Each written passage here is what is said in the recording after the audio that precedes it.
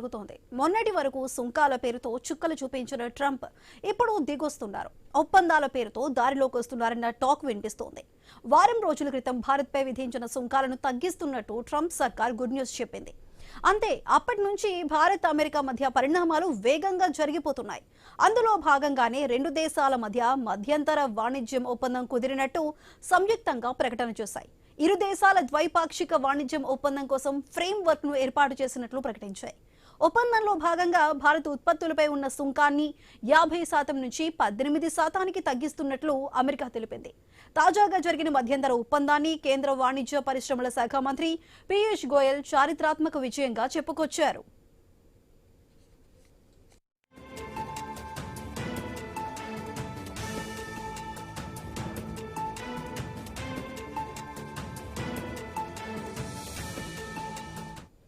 ఒప్పందంతో భారతీయ ఎగుమతిదారులకు $30 trillion market తెరుస్తుందని మంత్రి పీయూష్ అన్నారు.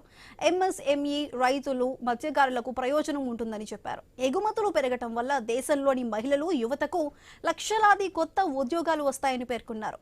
దుస్తులు, పాదరక్షలు, ప్లాస్టిక్, తోలు, రబ్బరు ఉత్పత్తులు, సేంద్రియ రసాయనాలు, చేతి వృత్తుల ఉత్పత్తులు ఇలాంటి రంగాలకు లాభదాయకంగా ఉంటుందని చెప్పారు.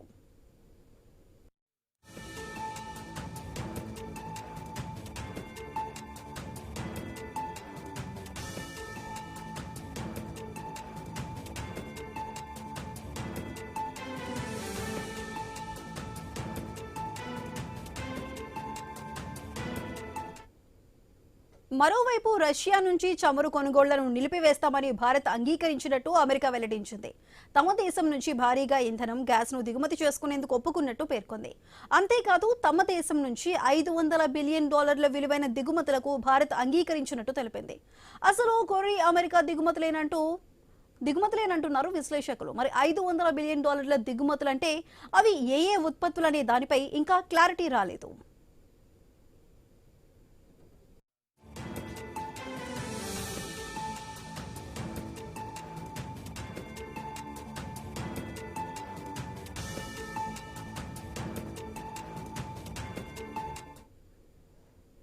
అయితే తాజా ఒప్పందం మేరకు అమెరికాకు చెందిన కొన్ని పారిశ్రామిక వస్తువులు, పండ్లు, సోయాబీన్ నూనె, వైన్, స్పిరిట్స్ తో సహా పలు వ్యవసాయ, ఆహార ఉత్పత్తులపై సుంకాలను భారత్ తొలగించటమో లేక తగ్గించటమో చేస్తుందన్న టాక్ వినిపిస్తోంది.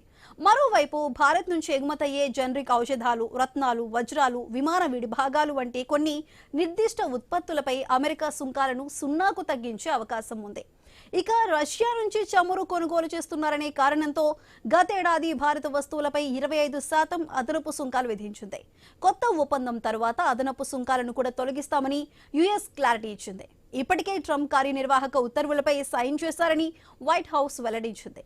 కొత్త విధానం ఇవాల్టి నుంచి అమల్లోకి వచ్చింది. ఒప్పందంలో భాగంగా రానున్న 10 ఏళ్లలో రక్షణ సహకారం విస్తరించుకునేందుకు రెండు దేశాలు ఫ్రేమ్ వర్క్ తో ముందుకు వెళ్లనున్నాయని తెలుస్తోంది.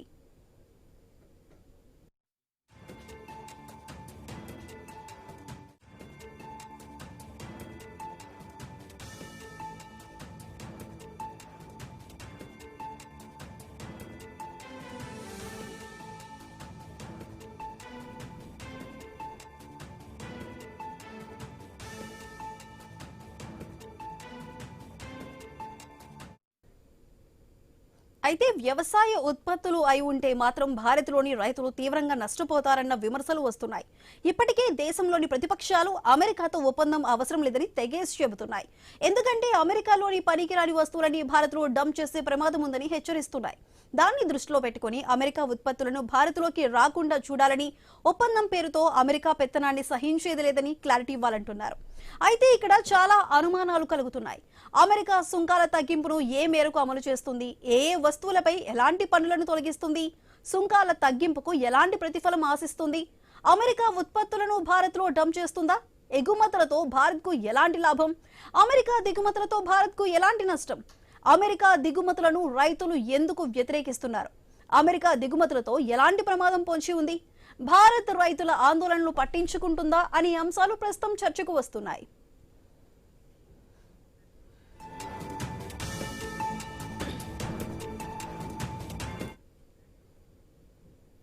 మొన్నటి వరకు సుంకాల పేరుతో బెదిరించిన ట్రంప్ అయితే ఎట్టకేలకు దిగి వచ్చారు. ఇప్పుడు భారత్ అమెరికా ఇరు దేశాలు కూడా ద్వైపాక్షిక వాణిజ్య ఒప్పందానికి సంబంధించి ఫ్రేమ్ వర్క్ ను ఏర్పాటు చేసుకుంటున్నాయి. దీనికి సంబంధించిన అప్డేట్స్ ని మా కొలీగ్ బిందు కంటిన్యూ చేస్తారు. Bindu, over to you.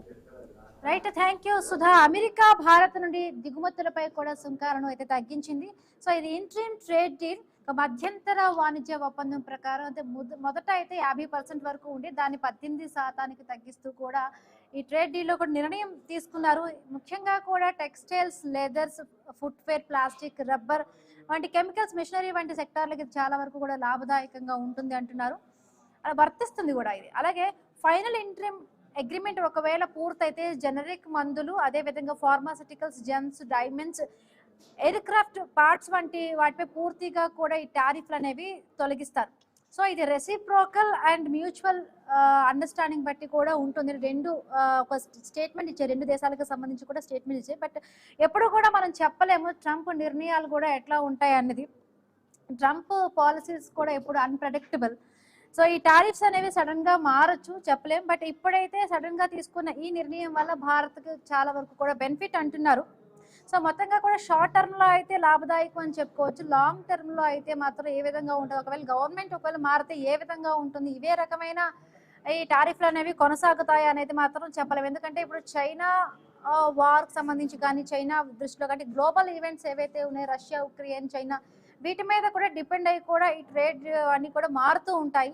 అదేవిధంగా ఈ సుంకాల తగ్గింపులో అసలు లాభం భారత్లో ఏ రంగాలకి, ముఖ్యంగా కూడా ఇక్కడున్న రైతులకు సంబంధించి కూడా చాలా వరకు అక్కడ అమెరికా నుంచి ఆ వస్తువులు ఒకవేళ డంప్ జరిగితే ఇప్పటి నుంచి కూడా రైతుల నుంచి చాలా వరకు కూడా వ్యతిరేకత అయితే వ్యక్తం అవుతుంది.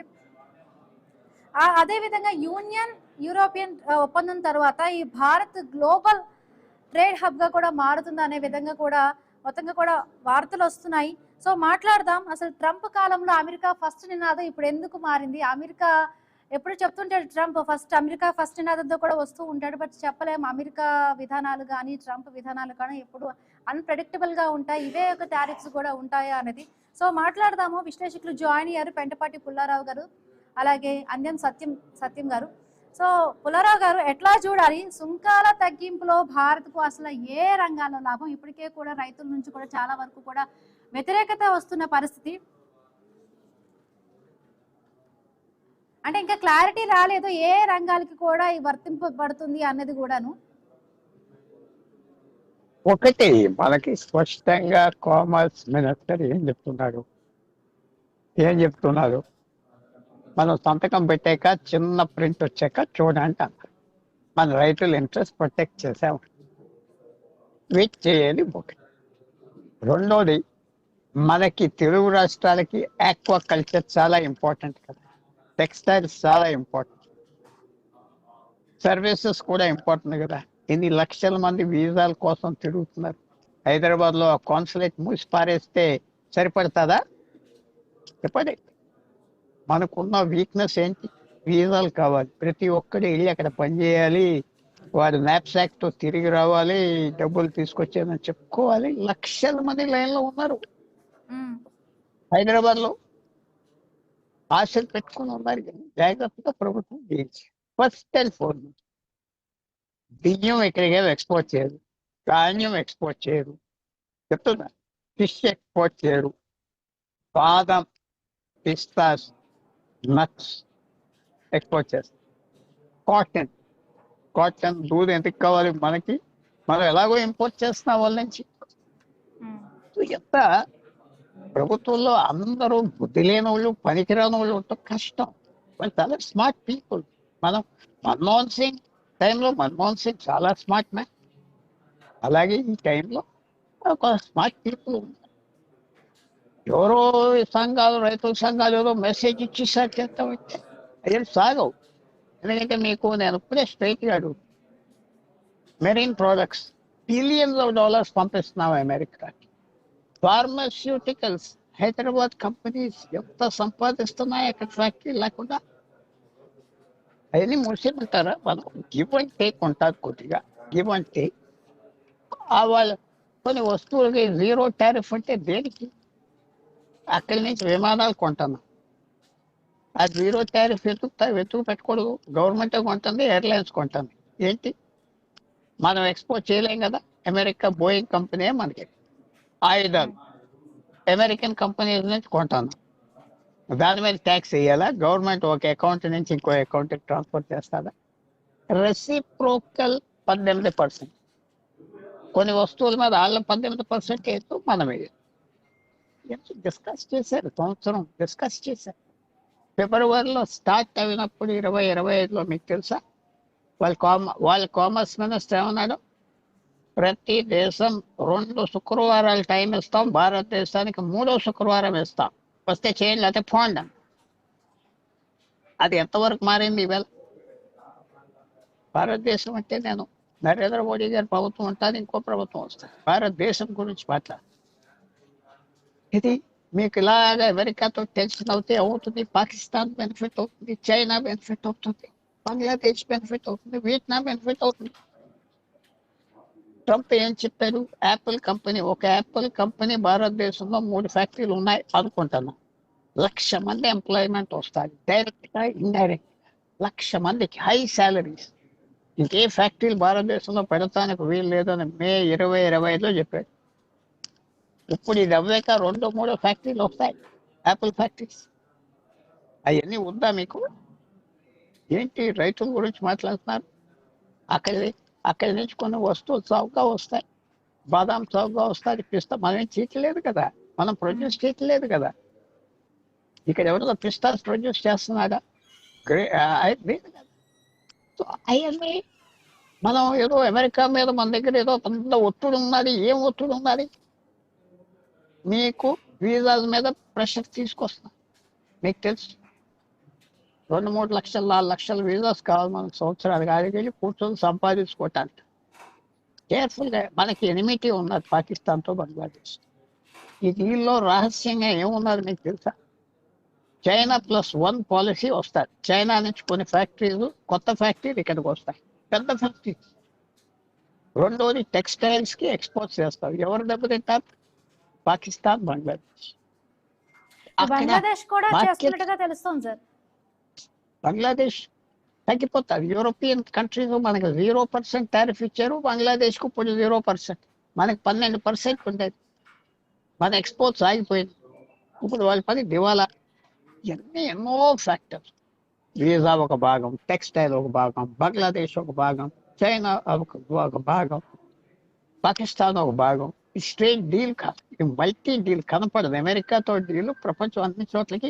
మెక్సికో ఎప్పుడైతే మనం అమెరికాతో కూడా పడ్డాం, మెక్సికో కూడా దానికి వ్యతిరేకంగా దిగారు. ఎందుకంటే వాళ్ళ ఫ్యాక్టరీలకు ఉన్న ప్రాబ్లం తగ్గుతాయి, ఇన్వెస్ట్మెంట్ వస్తుంది.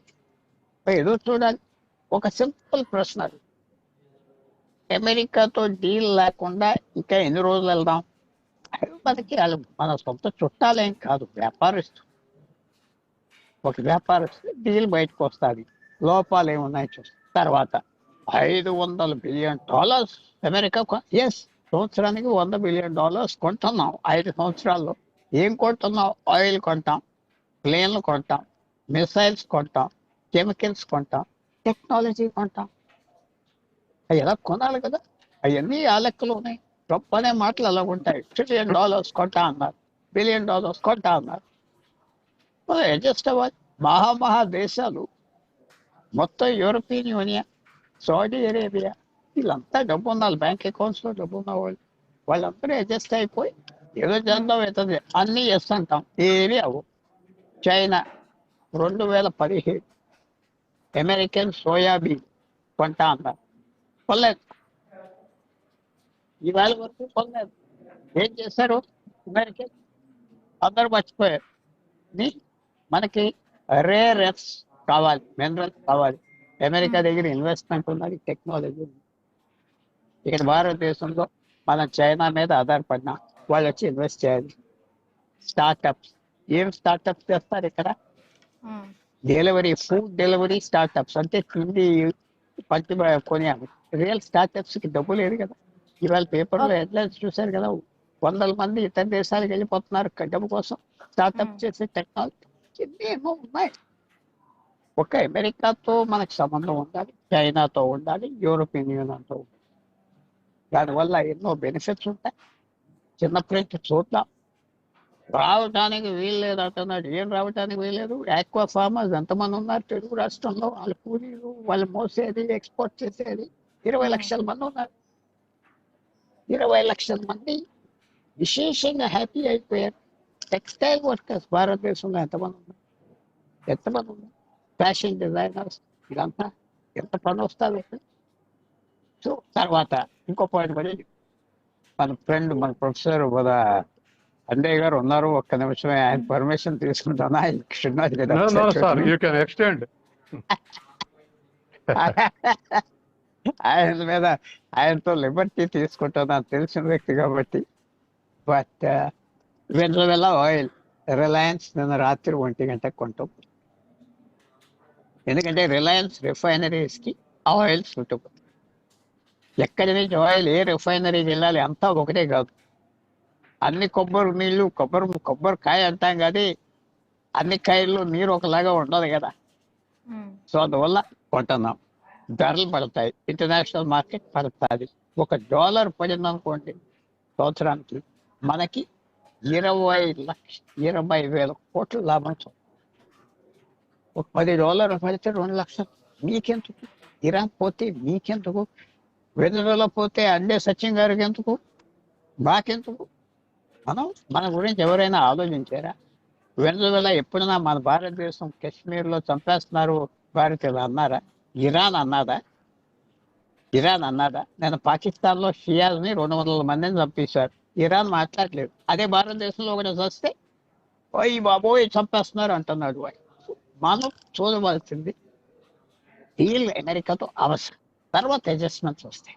డాలర్ బాగా మన రూపాయి వాల్యూ పడిపోయింది, ఒకటి తగ్గదు. ఎన్నో ఉన్నాయి, వేరే అభిప్రాయాలు ఉంటాయి. వేరే మిత్రులకు వేరే అభిప్రాయాలు ఉంటాయి. They may be correct. ఆ వ్యూ చెప్తున్నాను అంతే. రైట్. సత్యం గారు, సో ఇప్పుడు భారత్ పై సుంకాలు తగ్గించింది అంటే అమెరికా అంటే చైనాని దూరం చేసుకుంటే మనని దగ్గర చేసుకోవడానికి ఒక రకమైన రాజకీయంగా ప్లాన్ గా అర్థం చేసుకోవాలా?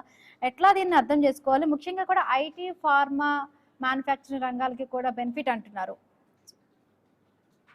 ఇప్పుడు మనకున్న శక్తి ప్రపంచవ్యాప్తంగా మన టోటల్ ఎక్స్పోర్ట్స్ $634 బిలియన్, $634 బిలియన్. అందులో అమెరికాకి ఎక్స్పోర్ట్ చేసేది $86 బిలియన్. అంటే అరౌండ్ 11 to 12% అమెరికాకి ఎక్స్పోర్ట్ చేస్తున్నాం. వీటిలలో ఈ $86 బిలియన్ మొన్న 50% పెంచినప్పుడు ఏ ఎఫెక్ట్ అయితే లెక్క తీసినప్పుడు ఒక $12 బిలియన్ టెక్స్టైల్స్, ఒక $10 బిలియన్ జ్యువెలరీస్, ఒక $9 బిలియన్ కెమికల్స్, ఫార్మస్యూటికల్స్, ఒక $2.2 బిలియన్ శ్రింప్స్, రొయ్యలు, ఇట్లా ఒక $40 బిలియన్ ఎఫెక్ట్ అవుతాయి. వాళ్ళు టారిఫ్లు పెంచడం అని చెప్పేసి మనం నష్టపోబోతున్నాం. మనం ఇతర దేశాల మార్కెట్లు ఎత్తుక్కోవాలని గత సంవత్సరంగా మనం ఎత్తుక్కుంటూ వస్తున్నాం. ఇప్పుడు 18% తగ్గటం వల్ల ఈ 4 సెక్టార్లో, మేజర్ సెక్టార్లో ఎక్స్పోర్ట్స్ పుంజుకునే అవకాశం ఉంది. ఇది ఒక అడ్వాంటేజ్. రెండవది, చుట్టూ ఉన్న ఏషియన్ కంట్రీస్లో చైనా మీద 34 టారిఫ్స్, పాకిస్తాను, తర్వాత బంగ్లాదేశ్ ఇటువంటి 19%, తర్వాత వియత్నాం, ఇతర దేశాలన్నీ, థాయిలాండ్ ఇటువంటి దేశాల మీద 20% టారిఫ్ ఉంటే మనకు 18% టారిఫ్ ఉంది. అంటే రిలేటివ్గా మనతోటి పోటీపడే దేశాల నుంచి మనకు ఒక అడ్వాంటేజ్ ఉంది. అంటే సపోజు ఇప్పుడు టెక్స్టైల్ ఉంది, బంగ్లాదేశ్, చైనా మనకు కాంపిటీటర్స్. అమెరికా మార్కెట్లో వాళ్ళకన్నా మన టెక్స్టైల్ ఎక్స్పోర్ట్స్ తక్కువ ధరతోటి ఎక్కువ ఎక్స్పోర్ట్ చేసే అవకాశం ఉంది. అట్లాగా పాకిస్తాను లేదా వియత్నాం ఇటువంటి రైస్ ఎక్స్పోర్ట్స్లో ప్రయత్నం చేస్తున్నాయి. మనకు అడ్వాంటేజ్ ఉంటుంది. కాబట్టి చుట్టూ ఉన్నటువంటి ఏషియన్ దేశాలతోటి మనకు 1% అడ్వాంటేజ్ మనకుంది. కాబట్టి ఇది రెండో లాభం. మూడో లాభం, అమెరికా అణ్వాయుధ కన్నా పవర్ఫుల్గా టారిఫ్ను ఉపయోగిస్తుంది. ఎందుకు ఉపయోగిస్తుంది టారిఫ్ అంటే, టారిఫ్ ఎక్స్పోర్ట్స్, ఇంపోర్ట్స్ అయితే ఇంపోర్ట్స్ చేసుకునే కంటే ప్రధానంగా ప్రపంచంలో ప్రొడక్షన్ సెక్టార్లో అమెరికానే నెంబర్ 1 కంట్రీ. పెద్ద ఎకానమీ కావటం, ఇంపోర్ట్స్ ఓరియంటెడ్ ఎకానమీ కావటంతో వాళ్ళు సర్వీసెస్ ఎక్కువ ఎక్స్పోర్ట్ చేస్తారు, గూడ్స్ అండ్ సర్వీసెస్, గూడ్స్ తర్వాత కమోడిటీ వీసాటిని ఇంపోర్ట్ చేసుకుంటున్నారు. అందుకే ఆ దేశం ఏ దేశాలనైనా బెదిరిస్తుంది టారిఫ్ పెట్టి, ఆ దేశం ఇంపోర్ట్ చేసుకుంటుంది కాబట్టి ఇవాళ ఉన్నటువంటి పరిస్థితుల్లో ఎవరి మీదనైనా టారిఫ్ అనేటువంటి ఒక వెపన్ని ప్రయోగిస్తుంది. ఇప్పుడు రెండు దేశాల మధ్య ఉన్నటువంటి $130 బిలియన్ నుంచి రానున్న 5 ఏళ్లలో 30 నాటికి వాటిని $500 బిలియన్ పెంచాలి అనేది ఒక్క అమెరికా కాదు, EU తోటి ఒప్పందం జరిగినా, లేకపోతే చైనా తోటి జరిగినా, లేదా ఇతర ఒప్పందాలు జరిగినా, ఎవరైనా ప్రపంచవ్యాప్తంగా అవతల దేశం మన దేశం కూడా ట్రేడ్ని పెంచుకోవాలి అనేది. ఎందుకంటే ట్రేడ్ కాంపోనెంట్ ఇవాళ జీడిపిలో ట్రేడ్ కాంపోనెంట్ రోజు రోజుకు పెరుగుతుంది. కాబట్టి ట్రేడ్ ఒక ఇంపార్టెంట్ సెక్టర్ అయిపోయింది. అందుకే ఇటువంటి ఒప్పందాలు అన్ని దేశాలు ద్విపక్ష ఒప్పందాలు లేదా మల్టిపుల్ అగ్రిమెంట్స్ జరుగుతూ ఉన్నాయి. ఇవాళ అమెరికాతో జరిగినటువంటి అగ్రిమెంట్ అది. ఇక రెండో వైపు మన వ్యవసాయ రంగం అన్నప్పుడు రాహుల్ గాంధీ ఏమో కంప్లీట్ సరెండర్ అయ్యారని స్టేట్మెంట్ ఇచ్చాడు. తర్వాత వాణిజ్య పీయూష్ గోయల్ ఏమో మేము రైతుల ప్రొటెక్షన్ కాపాడుకుంటున్న ఈ అగ్రిమెంట్ చేసుకున్నామని ఆయన అన్నాడు. ఇంకా బయట పెట్టలే. వీళ్ళిద్దరు పొలిటికల్ స్టేట్మెంట్స్ పక్కకు పెడితే అమెరికన్ సెక్రటరీ ఆన్ అగ్రికల్చర్ రోల్స్ ఒక స్టేట్మెంట్ ఇచ్చారు. ఆవిడ మేడం, అమెరికాకు ఇండియాకు మధ్య లోటు $1.3 బిలియన్ ఉంది అగ్రికల్చర్ సెక్టార్లో. అంటే వాళ్ళ ఇంపోర్ట్స్ కన్నా మన ఎక్స్పోర్ట్స్ ఎక్కువ ఉన్నాయి. $1.3 బిలియన్ ఎక్స్పోర్ట్స్ ఎక్కువ ఉన్నాయి మనవి. కాబట్టి ఈ అగ్రిమెంట్ సందర్భంగా మేము వాటిని పూడ్చుకునే అవకాశం ఉంది స్టేట్మెంట్ ఇచ్చి, దాంతో ఎవరికైనా అనుమానం వస్తుంది. అగ్రికల్చర్ ఎక్స్పోర్ట్స్ మన ఎక్కువ ఉంటే రానున్న కాలంలో ఈ అగ్రిమెంట్ వల్ల మేము వాటిని తీర్చబోతున్నాం అన్నారు. అంటే ఖచ్చితంగా అగ్రికల్చర్ సెక్టర్లో మనం ఏ మేరకు ఈల్డ్ అయ్యాం, ఎంత ఈల్డ్ అయ్యాం, సరెండర్ అయ్యేంత ఈల్డ్ అయ్యామా, లేకపోతే కొంతమేరకు ఈల్డ్ అయ్యామా. ట్రంప్ గత ఏడాదిగా తిరకాసు పెట్టేది వ్యవసాయం దగ్గరే. అయితే మన వ్యవసాయం మీద ఇయ్యాల ఒత్తిడి కాదు, ఘాటు ఒప్పందం, WTOలో చేరినాడు.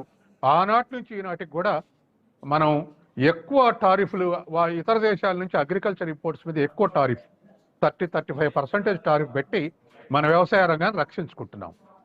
ఎందుకు రక్షించుకుంటున్నాం? మన వ్యవసాయ రంగం ఎందుకు బోధపడుతుంది అంటే మన దగ్గర వ్యవసాయ రంగానికి సబ్సిడీలు, విత్తనాలు ఇటువంటి సబ్సిడీలు తప్ప ఎక్కువ లేవు. కానీ అవి డెవలప్డ్ కంట్రీస్ కాబట్టి, పర్టికులర్గా అమెరికాలో అయితే రైతుకు ఖర్చులో 50% సబ్సిడీ ఇస్తారు. ఎకరానికి ₹30,000 ఖర్చు అయితే ₹15,000 సబ్సిడీ ఇస్తారు. తర్వాత అమెరికాలో ఎక్స్పోర్ట్ సబ్సిడీ ఉంది, వాళ్ళు రైతులు ఎక్స్పోర్ట్ చేస్తే దానికి కూడా సబ్సిడీ ఇస్తారు. ఆ సబ్సిడీలతోటి అగ్రికల్చర్ ఎక్స్పోర్ట్స్ మన దేశానికి వస్తే మన తట్టుకోలేవు. వాళ్ళ ధర తక్కువ ఉంటాయి, మన ధర ఎక్కువ ఉంటాయి. కాబట్టి మన వ్యవసాయ ఉత్పత్తులకు ధర తగ్గిస్తే మన వ్యవసాయం మూతపడుద్ది. కాబట్టి ఇప్పటికీ 56% మంది వ్యవసాయ రంగం మీద ఉపాధి లభిస్తుంది. ఒక 17% జీడిపి కాంట్రిబ్యూట్ చేస్తుంది. వ్యవసాయం అనేది మనకు ఒక జీవనం. కాబట్టి దీని దెబ్బతలుగుద్ది మెజారిటీ పీపుల్కు. దరిదాపు రూరల్ ఏరియాలో 80% ఓవరాల్గా ఇప్పటికి కూడా 60% వ్యవసాయం మీద ఆధారపడి ఉన్నారు. వీటికి ఆల్టర్నేటివ్ ఉపాధి లభించే స్థితిలో కూడా లేదు మనం అగ్రెసివ్ ఎంప్లాయ్మెంట్. ఇప్పుడు రాహుల్ గాంధీ, పీయూష్ గోయల్ స్టేట్మెంట్స్ పక్కకు పెడితే ఆవిడిచ్చిన తోటి మనకు అనుమానం వస్తుంది. మా లోటుని పూడ్చుకోబోతున్నాం $1.3 బిలియన్. తర్వాత ఎప్పుడు కూడా ట్రంప్ అన్నది మిగతా అనలే, మా సోయాబీన్ మీరు కొనాలి, మా మొక్కజొన్న మీరు కొనాలి, మా పాడి ప్రొడక్ట్స్ మీరు కొనాలి అంటారు. ఆ మూడు కూడా మనకు డేంజర్. ఎందుకంటే ఇప్పుడే మన దేశంలో సోయాబీన్కు గిట్టుబాటు ధరల రేట్లు రావట్లేదని నిన్న మొన్న ఉద్యమాలు జరుగుతున్నాయి. అట్లాగే మన దగ్గర వీటికి పామాయిల్కు వీటికి ధర లేదని MSP రావట్లేదని విపరీతమైన గొడవ జరుగుతుంది. తుమ్మల నాగేశ్వరరావు మన దగ్గర పామాయిల్ పెంచాలంటుండు, నేషనల్ లెవెల్నే MSP రావట్లేదని గొడవలు జరుగుతున్నాయి. ఇప్పటికే మనకిచ్చే రేట్లు మనకు గిట్టుబాటు కాకపోతే రైతులకు ఇంకా చీప్ రేట్స్ తోటి, తక్కువ రేట్లతోటి అమెరికా తోటి డంపు చేస్తే మనం కుదేలవుతాం. కానీ అమెరికా యొక్క టార్గెట్ మొత్తం వ్యవసాయ రంగంలో విస్తరించుకోవాలంటే టార్గెట్ తోటి పనిచేస్తుంది. ఇప్పుడు మన దేశంలో ప్రతిపక్షాలు, అధికార పక్షాలు పక్కకు పెడితే ఆవిడిచ్చిన స్టేట్మెంట్ తోటి అనుమానం వస్తుంది. కాబట్టి రేపు గోయల్ ఈ అగ్రిమెంట్ విషయాలు బయటకు పెడితే తర్వాత మనం ఒక అంచనాకు వచ్చే అవకాశం ఉంది. తర్వాత మూడో అంశం నన్ను చెప్పనియండి. మూడో అంశం, మనకు ఇతర దేశాల నుంచి అగ్రిమెంట్స్ జరిగితే తర్వాత టారిఫ్ మనకు తగ్గిస్తే మనకి ఎక్స్పోర్ట్ చేసే అవకాశం వస్తుంది అంటున్నాం. మనకి ఎక్స్పోర్ట్ చేసే క్యాపబిలిటీస్ పెంచుకోవాలి. క్యాపబిలిటీస్ పెంచుకోకుండా టారిఫ్ తగ్గించారు కాబట్టి మనకు లాభం అనుకుంటే కూర్చుంటే లాభం లేదు. ఒక ఎగ్జాంపుల్ చెప్తా. సంవత్సరానికి 1200 మిలియన్ టన్స్ ఉక్కు ఉత్పత్తి చైనా ఫస్ట్ ప్లేస్లో ఉంది. సంవత్సరానికి 160 మిలియన్ టన్స్ తోటి ఇండియా 2వ స్థానంలో ఉంది. అమెరికా, రష్యా, కొరియా, జపాను 3, 4, 5, 6 స్థానంలో 50, 60, 70 మిలియన్ టన్నులు కన్క్లూడ్ చేస్తున్నా. కాబట్టి రేపు అమెరికా ఒక 300 మిలియన్ టన్నులు కావాలనుకోండి, మనం ఎగుమతి చేయలేము. చైనా వాడు ఎగుమతి చేస్తాడు 1200 మిలియన్ టన్నులు ఉత్పత్తి చేసేవాడు, మనం 120 మిలియన్ టన్నులు ఎగుమతి చేస్తాం.